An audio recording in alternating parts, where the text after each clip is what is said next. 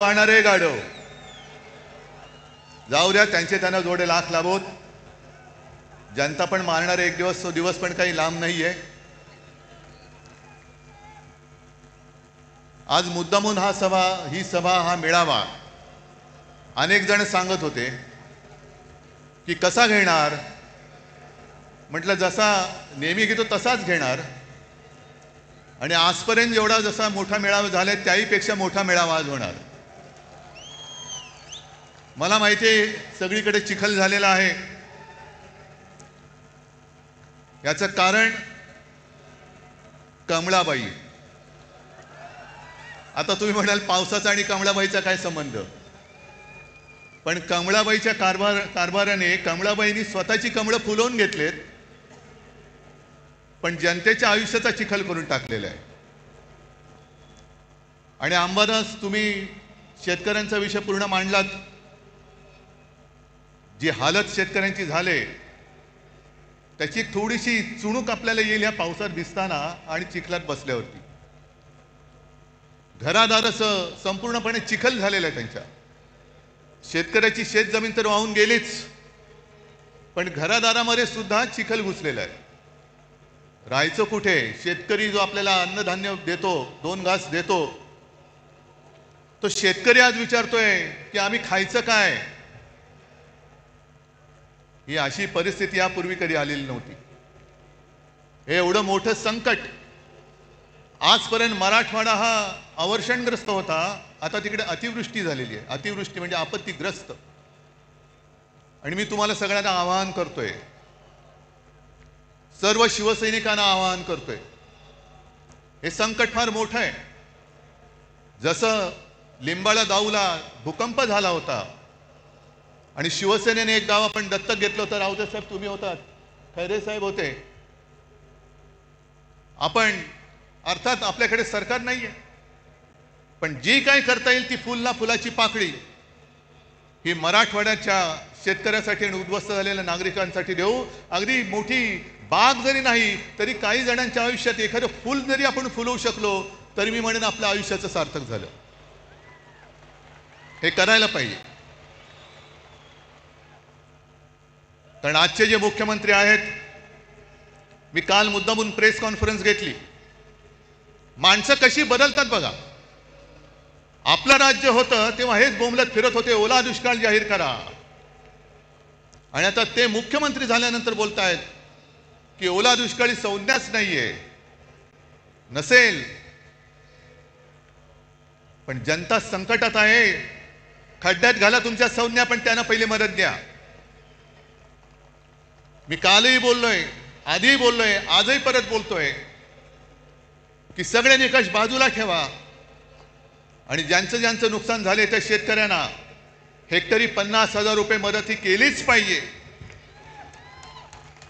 ज्याप्रमाणे आपलं सरकार होतं तेव्हा मी कोणीही न मागता, कोणताही निकष न लावता शेतकऱ्यांची कर्जमुक्ती केली होती. काय निकष होते तेव्हा, पण माझं कर्तव्य म्हणून मी ते केलं होतं. आणि निवडणुकीच्या तोंडावरती नाही तर एकमेव माझं अधिवेशन जे झालं होतं मुख्यमंत्री म्हणून नागपूरला, त्या पहिल्या नागपूरच्या अधिवेशनात मी कर्जमुक्ती जाहीर केली आणि कालबद्ध स्वरूपात ती पूर्ण करून दाखवली होती. तशी तुम्ही कर्जमुक्ती करा. अजून यांची 2017 साली जाहीर केलेली कर्जमुक्ती अजून होते. अजून शेतकरी प्रतीक्षेत आहेत, लाभ कधी मिळणार. ते पण गेलं पाण्यात चढून. पण 2017ची कर्जमुक्ती अजून होत नाहीये. आणि आपण कर्जमुक्त केलं होतं शेतकऱ्याला. दरम्यान कोरोनाचं संकट आलं आणि एक गोष्ट थोडीशी राहिली होती, ज्याची सुरुवात केली होती की जो नियमित कर्ज परतफेड करतो त्याला 50,000 रुपये प्रोत्साहनपर राशी म्हणून आपण त्याला द्यायला सुरुवात केली होती. आपण सुरुवात केली आणि या गद्दारांनी त्यांच्या राशी पळवल्या आणि निघून गेले सुरत गुवाहाटीला. म्हणून ते अर्धवट राहिलं. पण आज आपला हा दसरा मेळावा होतोय. आणखीन 2-4 दसरा मेळावे झालेत. बाकीच्यांबद्दल मला काही बोलायचं नाहीये, पण विशेषतः संघाचा जो दसरा मेळावा झाला त्या संघाच्या दसरा मेळाव्याबद्दल मी जरूर बोलणार आहे, कारण 100 वर्ष ही काही थोडी थोडीची वर्ष नाही आहे. आज काय योगायोग आहे कल्पना नाही मला, पण संघाची 100 वर्ष पूर्ण होत आहेत आणि नेमकी गांधी जयंती आहे. हा काय योगायोग म्हणायचं की काय मला कळत नाही. पण जशी संघाला 100 वर्ष होत आहेत, तसेच आज एक ज्येष्ठ स्वातंत्र्य सेनानी म्हणा, समाजसेवक म्हणा, जी पारेख यांचं दुर्दैवी निधन झाले. त्यांना सुद्धा मी आपल्या सर्वांच्या वतीने एक आदरांजली आणि श्रद्धांजली वाहतो. कारण अशी लढणारी माणसं आता कमी होत चाललेली आहे. जो लढेल तो तुरुंगात जाईल, ही अशा पद्धतीने यांची सरकारची आता नीती आणि वाटचाल सुरू झालेली आहे. जसं तुम्ही सगळ्यांनी बघितलं असाल की या कालच्या अधिवेशनात जनसुरक्षा कायदा आणला गेला. सर्वांनी विरोध केला. आपण केलाच पाहिजे, तो लागू होऊ देता कामा नयेच. मुख्यमंत्र्यांनी आणि त्यांच्या चेलाच्या पाट्याने त्याची मखलाशी केली की हा कायदा असं काही एकट्यासाठी नाही, सगळ्या संघटना जर कोणी अति डावे, कडवे डावे, आम्ही कडवे डावे वगैरे ओळखत नाही, आम्ही देशद्रोही आणि देशप्रेमी दोनच जणांना ओळखतो. पण तुम्ही नुसतं आम्हाला तोंड देखल्या काहीतरी कारण सांगणार असाल तर उदाहरणासकट सांगतो की कसा गैरवापर होतोय. सोनम वांगचुक एक चांगला देशभक्त, सोनम वांगचुक या माणसाने अतिशय दुर्गम भागात लेह लडाख,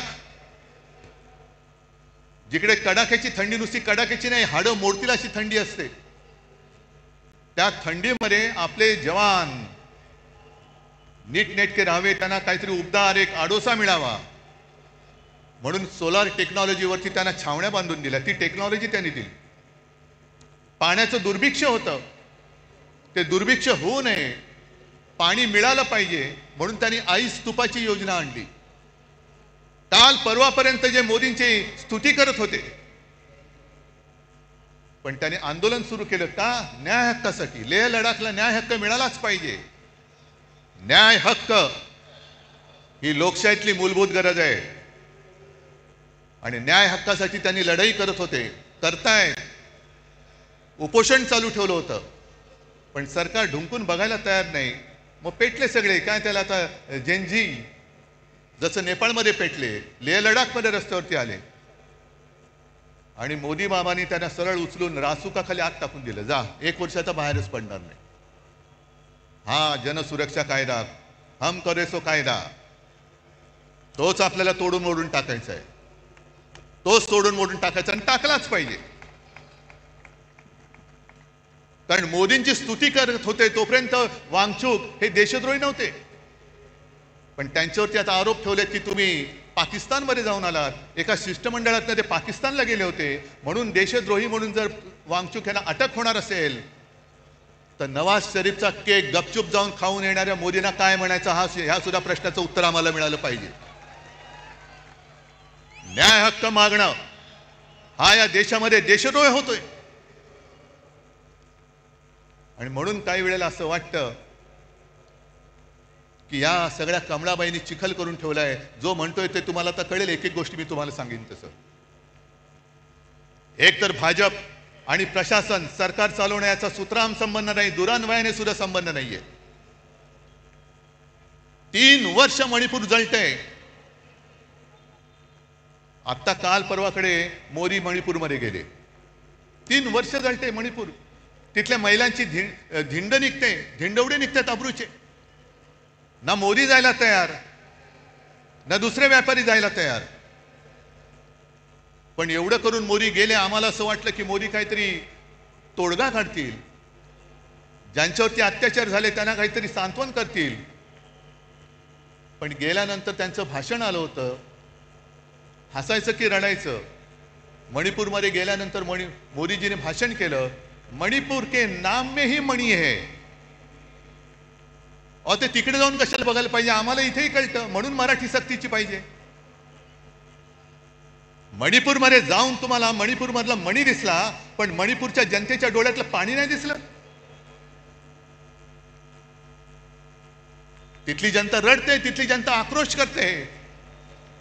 पण आमचे पंतप्रधान तिकडे जाऊन मणिपूर के नाम में ही मणी आहे, कशाला जाता मग तिकडे? ही जी यांची सगळी जी वृत्ती आहे, मला असं वाटतं काही वेळेला विचार केल्यानंतर की भाजप म्हणजे आता अमिबा झालेला आहे. अमिबा म्हणजे तो एक पेशीय प्राणी असतो, काय जीव असतो, तो सगळ्यांना शाळेमध्ये होता.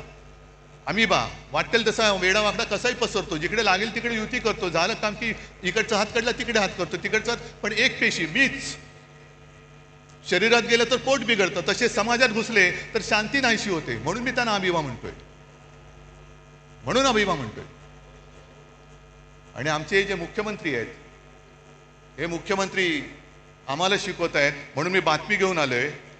इंडिया टुडेने सर्वे केलाय, तुमच्यापर्यंत आलाय? इंडिया टुडेने एक सर्वे केला की most popular CM across India. आता गेल्या 2-3 महिन्यातला सर्वे आहे, म्हणून मी त्याचं कागदच घेऊन आलेलो आहे. आपल्या वेळेला पहिल्या 5 मध्ये महाराष्ट्राचा मुख्यमंत्री येत होता. माझं कर्तृत्व नव्हतं, हे तुमचं सहाय्य होतं. महाराष्ट्राच्या जनतेचे कौतुक होतं, ते माझं नव्हतं. पण आज जो हा सर्वे झालेला आहे, आलेला आहे, त्याच्यामध्ये सगळ्यात पॉप्युलर उत्तर प्रदेशचे मुख्यमंत्री योगी, नंबर 1, 2 ममता, 3 चंद्रबाबू, 4 नितीश कुमार, त्याच्यानंतर स्टॅलिन, नंतर काय ते पिनारवी विजयन, मग रेवंता रेड्डी, मोहन यादव, हेमंता बिश्वकर्मा शर्मा, आणि 10व्या ह्याच्यावरती आमचे मुख्यमंत्री देवेंद्र फडणवीस. नशीब 10वे नाही तर फडणवीस म्हणून 20वे आले असते. अहो येणार कसे? सगळी बजवचपुरी करून ठेवलेली आहे. काय केलं काय तुम्ही आजपर्यंत? आज सुद्धा बातमी आली की कुठल्या एका अधिकाऱ्याच्या ऑफिसमध्ये धाड टाकली, अधिकाऱ्याला पकडला रंगेहात. वसई विरारच्या महापालिकेच्या आयुक्ताला पकडलं होतं. अधिकारी पकडले जात आहेत, पण मंत्री राजरोस बॅगा उघड्या टाकून खोलीमध्ये बिनधास्त बसलेले आहेत. त्यांना यांना हात लावायची हिंमत होत नाहीये. मंत्र्यांच्या नावाने दारूचे परवाने दिले जात आहेत. आईच्या नावाने, पत्नीच्या नावाने डान्स बार काढले जात आहेत. पुरावे सादर केले, विधिमंडळात सादर केले, तरी सुद्धा देवेंद्र फडणवीस त्या मंत्र्यांना समज देऊन सोडून देत आहेत. हे बरं नाही, पुढच्या वेळेला पुरावा दिसता कामा नये. हे तुमचं राज्य, हा तुमचा कारभार. आणि म्हणून मला RSS मोहन भागवत यांना विचारायचे काही प्रश्न. हे मी प्रश्न लिहून आणलेले, पण आता याचे कागद ओले झालेत आहेत तरी. कारण आता निवडणुका येत आहेत. मुंबई महापालिकेची निवडणूक आहे. निवडणूक तुम्ही लावाच, जनता वाटच बघते. आज येताना सुद्धा मुंबईच्या रस्त्याची झालेली चाळण हे सगळेजण बघतायत, अख्खी मुंबई भोगते. जरा कुठे पाऊस झाल्यानंतर तुंबणारी मुंबई, तुम्ही ते मेट्रो आणि मोनो चालू ठेवण्याच्या ऐवजी मुंबईमध्ये आता बोट सेवा सुरू करा. मेट्रोचं स्टेशन तुंबतंय, मोनोरेल लटकते, खड्डे पडतायत, ट्रॅफिक वाढतोय. आणि हे आपले महापालिकेत भाजपचा महापौर झालाच पाहिजे म्हणून बोंबलून हे पुन्हा दिल्लीला जातात अमित शहा. आणि मग जसजशा निवडणुका जवळ येत आहेत तसतसे आता भाजपवाले, यांना दुसरा उद्योग नाही, हे पुन्हा हिंदू मुस्लिम करायला लागलेले आहेत. असतील इकडे सुद्धा मुसलमान आले असतील, येऊ द्यात. कारण शिवसेना प्रमुखांनी सांगितलेले आहे, या देशामध्ये धर्म कोणाचाही कोणताही असू शकतो. आम्ही हिंदू आहोत, कोणी मुसलमान आहेत, कोणी ख्रिश्चन आहेत. धर्म कोणाचा कोणताही असला तरी राष्ट्र धर्म हा एकच असला पाहिजे, तो म्हणजे आपला हिंदुस्थान. धर्म आपल्या घरामध्ये ठेवा, पण घराच्या बाहेर जेव्हा आम्ही पडतो तेव्हा आमचा देश हाच माझा धर्म, ही शिवसेना प्रमुखांची शिकवण आहे. आणि तुमचं काय हिंदुत्व?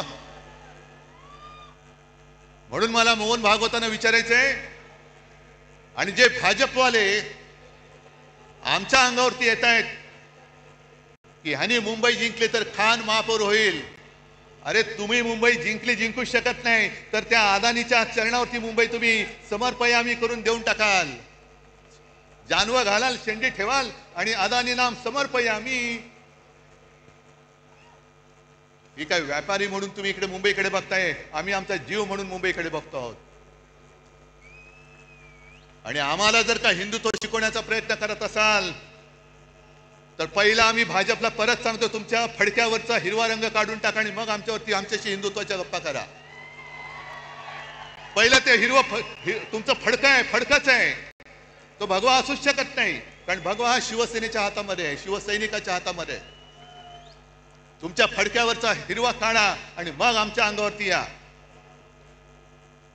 आणि मग 100 वर्ष झाल्यानंतर मोहन भागवतांना मी सांगतोय की भागवत साहेब, हे तुमचे चेले चपाटे आहोत. 100 वर्ष झाल्यानंतर तुम्हाला समाधान आहे का की ज्या कामासाठी 100 वर्ष संघाने मेहनत केली आणि त्या मेहनतीला आज लागलेली ही विषारी फळं, ही फळं बघितल्यानंतर तुमचं समाधान होतंय का? तुम्हाला आनंद मिळतोय का की यासाठी केला होता अट्टाहास, ही विचारी सगळी फळं त्या झाडाला लागलेत? आणि मला असं वाटतं की कदाचित भागवत साहेबांना सांगता येत नसेल, पण RSSचा हेतू ब्रह्मदेवाचा बाप होण्याचा असेल. पण ब्रह्मदेव नाही झाला, ब्रह्म राक्षस झालेला आहे. आणि मुद्दामून तुम्हाला सांगतो, मी ब्रह्म राक्षस हा शब्द जाणीवपूर्वक वापरतो आहे. सगळ्यांनी घरी जाताना गुगलवरती ब्रह्म राक्षस या शब्दाचा अर्थ बघा. आमच्या अंगावरती हिंदुत्व म्हणून येताना मोहन भागवतांनी जे सांगितले, गेले काही वर्षातली त्यांची वाक्य आहेत. मुस्लिमों को लेकर RSS चीफ मोहन भागवत की बैठक में लिया गया बड़ा निर्णय, अब घर घर पहुंचेगी टीम. RSS प्रमुख मोहन भागवत ने दिल्ली में मुस्लिम धर्मगुरुओं के साथ बैठक की, जिसका उद्देश्य हिंदू और मुसलमानों के बीच की दूरी को कम करना है. पिछले 3 वर्षों से भागवत इस दिशा में सक्रिय है, मदरसों का दौरा कर रहे हैं और मुस्लिम नेताओं से मिल रहे हैं.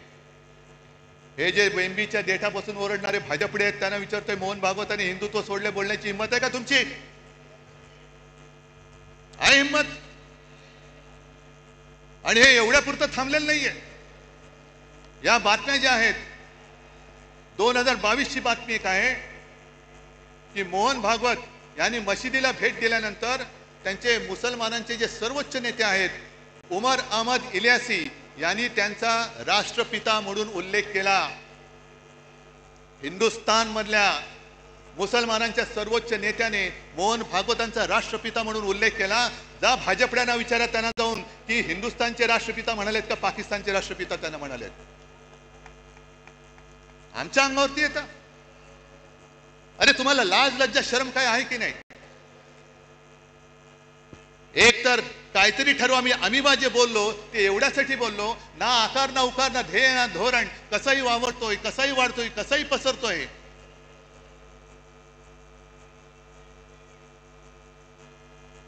आणि जरा थांबा, मला बोलू द्या, नाही तर इकडून भाषण करा. हे एवढ्यापुरतं थांबत नाहीये. मोहन भागवत बोललेले आहेत की या देशामध्ये राहतो तो प्रत्येक जण हिंदू आहे. मग हे तुमचे जे चेले चपाटे करतायत, हिंदू मुस्लिम, आम्ही जे सांगतोय परत मी त्याच्यावर ठाम आहे की हा देश जो स्वतःचा मानतो तो आमचा आहे. त्या सोफिया कुरेशी ज्यांना हे भाजपवाले पाकिस्तानाची आणि अतिरेक्यांची बहीण बोलले होते, ती सोफिया कुरेशी आमची सगळ्यांची बहीण आहे. हे आमचं हिंदुत्व आहे. पण काहीतरी एक दिशा ठरवा, काहीतरी एक कुठे जायचं ते ठरवा. कारण एका बाजूला तुम्ही सोफिया कुरेशीला पाकिस्तानांची बहीण म्हणताय, अतिरेक्यांची बहीण म्हणताय, दुसऱ्या बाजूला बिल्किश बानोवरती अत्याचार करणाऱ्यांची तुम्ही स्वागत करून मिरवणूक काढताय. आणि त्याच वेळेला मोदी सांगतायत की मुस्लिम महिलांकडनं रक्षाबंधन करून घ्या. एका बाजूला बटेंगे तो कटेंगे म्हणायचं आणि दुसऱ्या बाजूला मोदी सांगतात की लहानपणी त्यांच्या आजूबाजूला मुस्लिम लोकांची सगळी वस्ती होती, त्यांच्या घरी ईदच्या वेळेला जेवण सुद्धा मुस्लिम घरातून यायचं. काय नेमकं तुम्ही देशप्रेमी तरी आहात का? नक्की तुम्ही हिंदू तरी आहात का? जा स्वतःच तपासून घ्या. हिंदू म्हणून काय असतं ते आहे की नाही नीट बघून या. आणि देशप्रेम तुम्ही आम्हाला शिकवताय। काल परवाकडे झालेली जी क्रिकेट मॅच एशिया कप, तो जिंकल्यानंतर जो माणूस क्रिकेटची तुलना युद्धाबरोबर करतो तो माणूस बेशरम आहे। क्रिकेट आणि पाकिस्तान बरोबर कशाला थोतांड केली तुम्ही? ऑपरेशन सिंदूर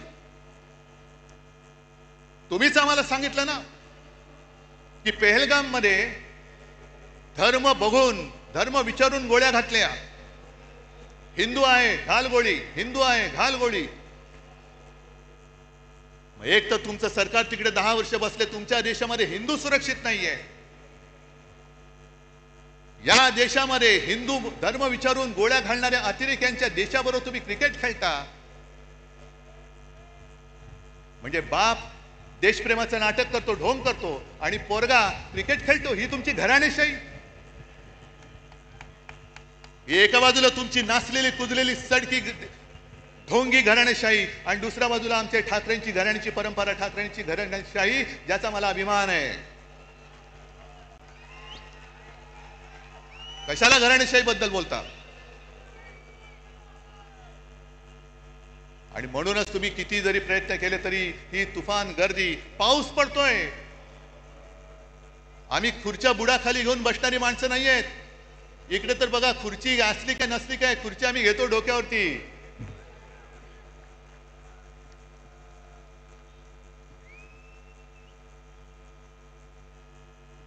आणि मुंबईच्या बद्दल जर का बोलायचं झालं, कारण आता निवडणुका मागून निवडणुका येणार।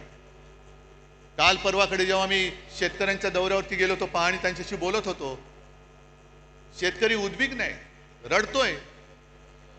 आणि काही जण मला येऊन बोलत होते की साहेब तुमच्या काळात तुम्ही केलेली कर्जमुक्ती तशी आम्हाला पाहिजे, तुम्ही आम्हाला परत हवे आहात। म्हटलं आता दादा त्याच्यामध्ये जाऊ नकोस, पहिलं तुला संकटातून बाहेर काढावं लागेल। पण एक वाक्य बोलताना तो बोलून गेला, ते फार महत्वाचं आहे। म्हणून मी जी काल मागणी केली लाडक्या बहिणीबाबत, ती त्याच्यासाठी केलेली आहे। निवडणूक आल्यानंतर महिलांच्या अकाउंटमध्ये 1,500 रुपये टाकले गेले आणि ही गोष्ट काही प्रमाणात आपण मान्य केली पाहिजे की महिला थोड्याशा नाही म्हटलं तरी जिकडे खायला अन्न नाही तिकडे 1,500 रुपये मिळत असतील आणि घरापुरते 1-2 रात्री मुलाबाळांना काहीतरी खाऊ देऊ शकत असेल तर महिला थोड्याशा नाही म्हटलं तरी अरे हे बरं चाललंय। पण तो शेतकरी बोलला की साहेब ही भाजपची औलाद आहे ना, ही आता पगारी मतदार तयार करते, पगारी मतदार। आपल्याला महाराष्ट्राने ठरवायचंय की आपण भाजपचे पगारी मतदार होणार की स्वाभिमानी मतदार व्हायचंय, हे आता तमाम महिलांनी ठरवायचंय। कारण पंतप्रधान तिकडे बसलेत। आज माझी अशी अपेक्षा होती की सर्व कामं रद्द करून 1 फुल आणि 2 हाफ जे आपल्याकडे आहेत, मुख्यमंत्री आणि 2 उपमुख्यमंत्री, हे तिकडे दिल्लीत जाऊन बसायला पाहिजे होते की माझा महाराष्ट्र आज बुडतोय, अतिवृष्टीमध्ये भिजून चाललाय, जीवन उद्ध्वस्त झालेलं आहे। सगळे निकष बाजूला ठेवून केंद्राकडून आम्हाला भरघोस मदत द्या, 10,000, 20,000, 25,000 कोटी रुपये आम्हाला द्या। पण पंतप्रधानांना प्रस्ताव पाहिजे। देवेंद्र फडणवीसांचा अभ्यास सुरू आहे, अभ्यास होईपर्यंत त्यांना माहिती आहे की लोक विसरून जातात। जरा थोडंसं काहीतरी हातावर टिकवलं की निवडणुका आपण पार पाडू, मग काय बसले बोंबलत। बिहारमध्ये निवडणुकांच्या तोंडावरती पंतप्रधान तिथल्या महिलांच्या अकाउंटमध्ये 10,000 रुपये त्यांनी टाकलेत। जवळपास किती? 10,000 कोटी रुपये, 10,000 कोटी। काय प्रस्ताव आला होता बिहारमधून? तिकडे निवडणुका असल्यानंतर प्रस्तावाची गरज नाही, तुम्हाला मतं विकत घेण्यासाठी तुमच्याकडे पैसे आहेत, पण उद्ध्वस्त झालेल्या महाराष्ट्रासाठी द्यायला तुमच्याकडे पैसे नाहीत, हा माझा जाहीर आरोप आहे। गेल्या निवडणुकीत सुद्धा मोदी तिकडे गेले होते आणि लिलाव केला, बिहार के लिए मैं पैकेज देना चाहता हूं, कितना दे दूं? 50,000 दे दूं कि 70,000? 70,000 दे दूं कि 90,000? आणि करत करत करत 1.25 लाख कोटी रुपये त्यांनी तिकडे जाहीर करून टाकले होते। 1.25 लाख कोटी मिळाले की नाही मिळाले बिहारच्या जनतेला माहिती। म्हणजे तुमच्याकडे पैसे आहेत। पण तुम्हाला महाराष्ट्राला, तुम्ही महाराष्ट्रावरती अन्याय करताय, अन्याय तुमच्या मनामध्ये आहे, महाराष्ट्रावरती सूड घ्यायचंय तुम्हाला. हे जे राजकारण चाललेलं आहे, म्हणून मी जे काय म्हटलं की भाजप आणि सरकार यांचा सुतराम संबंध नाहीये, सुतराम संबंध नाहीये. याला प्रत्येक गोष्टीमध्ये महोत्सव साजरे करायचे, बचत महोत्सव, बचतोत्सव. जीएसटी कमी केला, लावला कोणी होता? नेहरूने लावला होता. नेहरूने लावला होता का जीएसटी? मग गेले 8 वर्ष तुम्ही लुटलात संपूर्ण देशाला. 125 लाख कोटी रुपये तुम्ही तिकडे खिशात घालून बसलात. म्हणजे मला तो राजेश खन्नाचा पिक्चर आठवला. कुठला तो आज का एमएलए का काहीतरी पिक्चर आहे.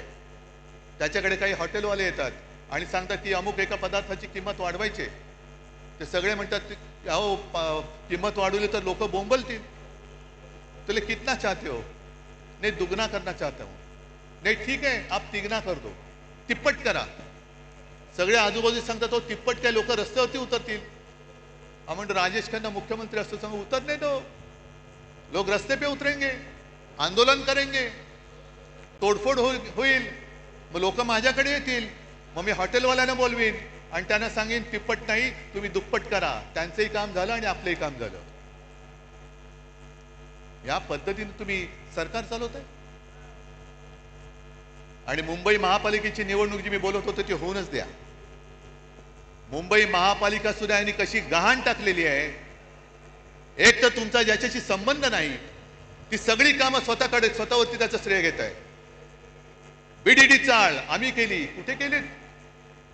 बीडीडी चाळीचं भूमिपूजन मी केलं होतं, सोबत शरद पवार होते आणि आदित्यनी तिथे, आणि त्याच्याबरोबर जितेंद्र आव्हाडांनी मेहनत केलेली आहे. मुंबईचा कोस्टल रोड आम्ही केला. अरे लोक माहिती आहे ना लोकांना, स्वप्न कोणाचं आणि पूर्ण कोणी केलं. आणि आज सुरतांनी एक गोष्ट केली, जी गोष्ट आदित्य इतके वर्ष बोलत होता की मुंबई हे न झोपणारं शहर आहे. दिवसा ज्या ऑफिसमध्ये जातात त्यांना दिवसा जेवणाची आणि खाण्याची, पिण्याची म्हणजे पाणी पिण्याची, पिण्याची नाही सोय असते, तर रात्री काम करणाऱ्यांनी ती का असू नये?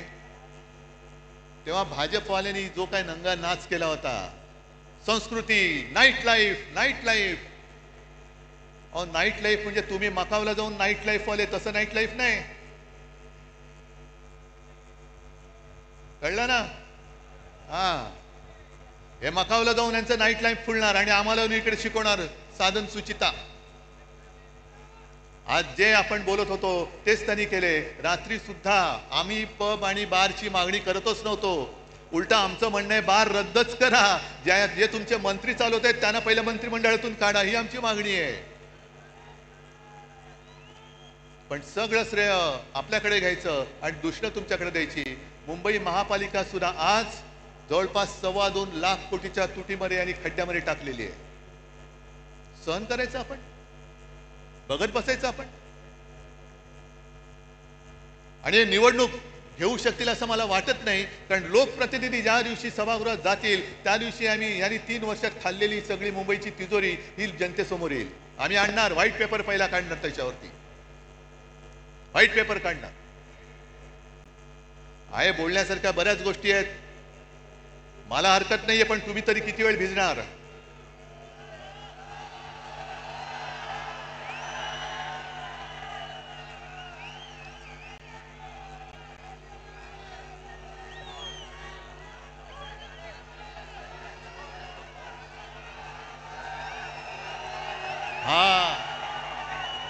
हा सैनिक, हा शिवसैनिक,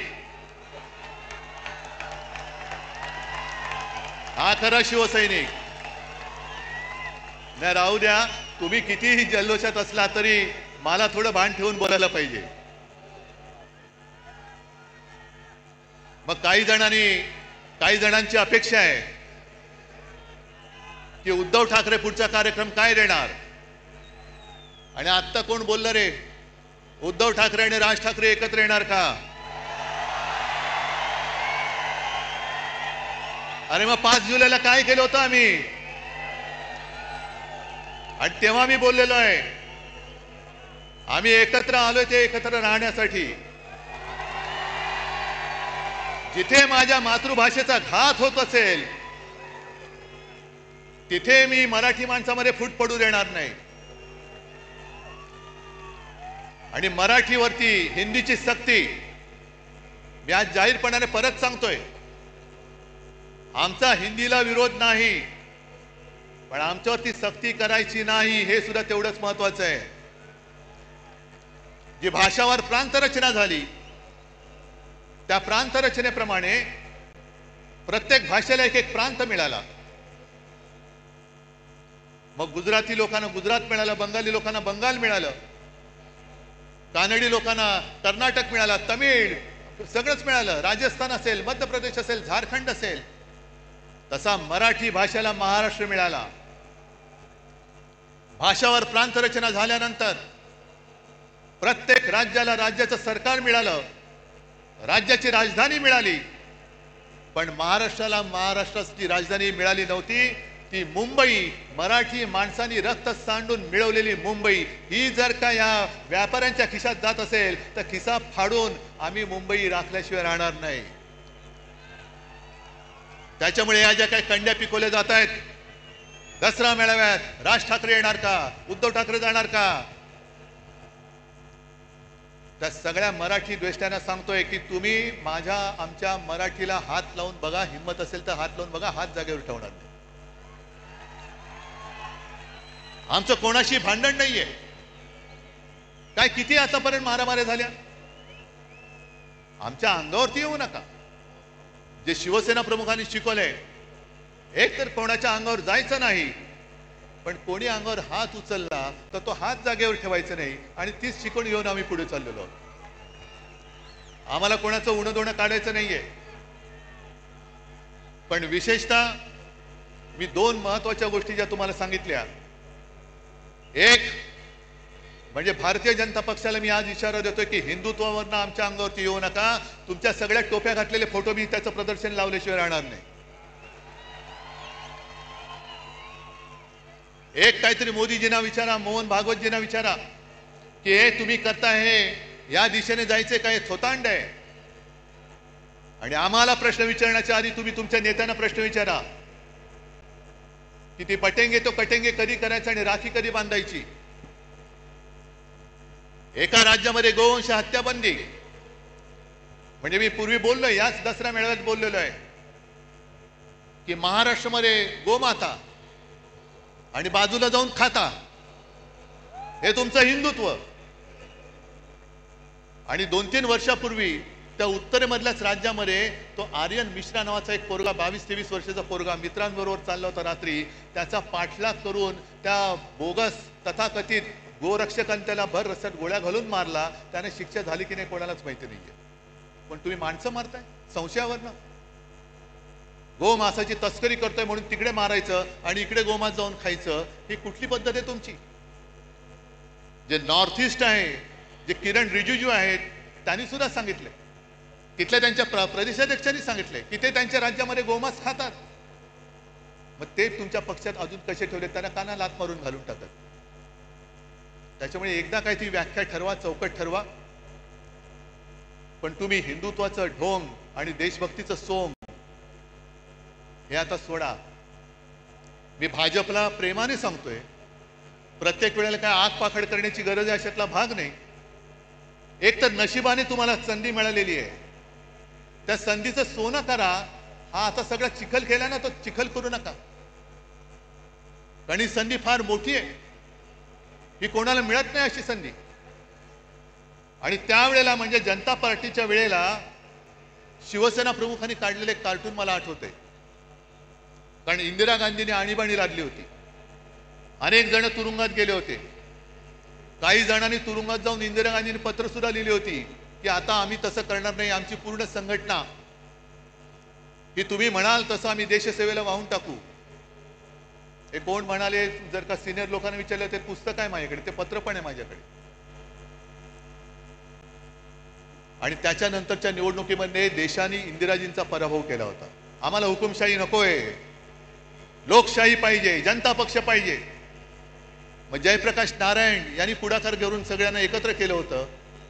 मोरारजी देसाई गुजरातमध्येच जन्मलेले, त्यांना पंतप्रधान केलं आणि 2.5 वर्षात सरकार कोसळलं. तेव्हा बाळासाहेबांनी त्या सुमारास एक कार्टून काढले, त्या फटकारे पुस्तकात आहे. मोरारजी देसाई असे एक उतार दाखवले आहे आणि एक महिला, तिच्यावर लिहिले लोकशाही आणि वरती लिहिले परतीचा प्रवास. कारण ती लोकशाही तिला धरून तेव्हाचे पंतप्रधान मोरारजी देसाई तिला अंधाऱ्या खाईमध्ये घेऊन चालले, लोकशाहीला खाईत घेऊन चाललेले आहे. आणि तेच आहे, व्हायचे तेच झाले. हेकड वृत्तीमुळे जे घडायचे नव्हते तेच परत घडले. मोरारजी पुन्हा लोकशाहीला अंधाऱ्या खाईत घेऊन चालले. तेच चित्र आज मला दिसायला लागलेलं आहे. आणि त्या सगळ्या अंधाऱ्या खाईमध्ये जायचं नसेल तर आपल्या शिवसेनेची मशाल घेऊनच आपल्याला पुढे जावं लागेल. प्रश्न विचारावेच लागतील. जसं मोदींनी 2014 साली केलं होतं चाय पे चर्चा, पहिली तिथूनच सुरू करा. 14 साली चहाची किंमत काय होती आणि आज चहाची किंमत काय, पहिली सुरुवात तिथूनच करा. चाय पे चर्चा. दूध टाकल्यानंतर जीएसटी वाढतोय, साखर टाकल्यानंतर वाढतोय, पाणी काढलं की कमी होतोय, इथून सुरू करा. आणि प्रत्येक टपरीवरती बसून भ्रष्टाचार पे चर्चा सुरू करा. भ्रष्टाचार, यांनी केलेला भ्रष्टाचार. आणि आज महाराष्ट्र सरकारला मी इशारा देतोय की शेतकऱ्याची कर्जमुक्ती लवकर करा. शेतकऱ्याला 50,000 रुपये हेक्टरी लवकर जाहीर करा, नाहीतर मराठवाड्यामध्ये आम्ही रस्त्यावरती उतरल्याशिवाय राहणार नाही. राज्यभर आम्ही आंदोलन करू. मराठवाड्यामध्ये आम्ही सुद्धा लवकरात लवकर एक, जर यांनी जाहीर नाही केलं तर मोठा मोर्चा आपण खैरे साहेब आंबरास मोर्चा लावायचा. कसे देत नाही, शेतकऱ्याचा हक्क आहे. आणि आंदोलन झालं पाहिजे. जिथे जिथे अन्याय दिसेल त्या अन्यायावरती वार करणं. आणि मी तर म्हणेन कार्यक्रम काय, ह्या ज्या काही तुम्हाला मी थोडक्यात गोष्टी सांगितल्या की देशात जे अंधभक्त झालेले आहेत त्या अंधभक्तांच्या डोळ्यावरची पट्टी काढणं आणि देशभक्ती खरी काय आहे, हिंदुत्व खरं काय आहे हे दाखवून देणं, हाच एक आपल्या याच्या पुढे कार्यक्रम. आज तुम्ही सगळेजण इकडे आलात, लांबून आलेला आहात, बाहेर गावातून आलेला आहात. सांभाळून जा, सुखरूप जा. आणि हातामधला भगवा, हा भगवा हाच पाहिजे. याच्यावरती निशाणी, आपली निशाणीचं चिन्ह दुसरं ठेवा, पण भगवा हा शिवरायाचा भगवा. हा भगवा डौलाने फडकत लोकांना वाटलं पाहिजे, अरे माझा रक्षण करता हा बाळासाहेबांचा शिवसैनिक आहे. भगवी शाल पांघरलेला गाढव होऊ शकत नाही, कदापि होऊ शकत नाही. बस सगळ्यांना धन्यवाद देतो. आणि असंच प्रेम, असेच आशीर्वाद कायम पाठीशी असू द्या. धन्यवाद. जय हिंद, जय महाराष्ट्र. अनेक जण सांगत होते की कसा घेणार, म्हटलं जसा नेहमी घेतो तसाच घेणार. आणि आजपर्यंत जेवढा जसा मोठा मेळावा झालाय त्याहीपेक्षा मोठा मेळावा आज होणार. मला माहिती आहे सगळीकडे चिखल झालेला आहे. याचं कारण कमळाबाई. आता तुम्ही म्हणाल पावसाचा आणि कमळाबाईचा काय संबंध, पण कमळाबाईच्या कारभाराने कमळाबाईंनी स्वतःची कमळं फुलवून घेतलेत, पण जनतेच्या आयुष्याचा चिखल करून टाकलेला आहे.